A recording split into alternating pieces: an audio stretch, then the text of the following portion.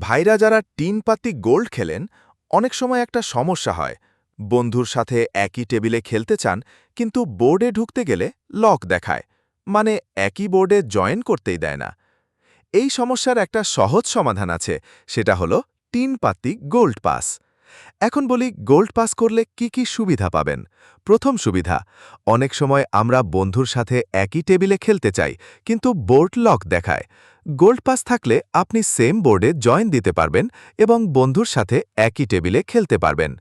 দ্বিতীয় সুবিধা, gold pass থাকলে আপনি বন্ধুর সাথে চিপস ট্রান্সফার করতে পারবেন, মানে ফ্রেন্ডের কাছ থেকে চিপস নেওয়া বা দেওয়া অনেক সহজ হয়ে যায়।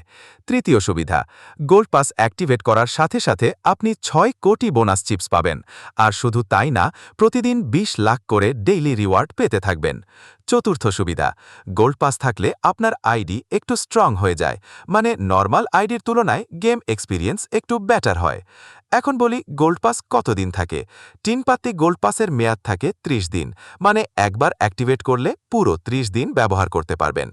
এখন প্রশ্ন, গোল্ড পাসের দাম কত? এর প্রাইস সবসময় একই থাকে না, কখনো একটু কম, কখনো একটু বেশি হয়।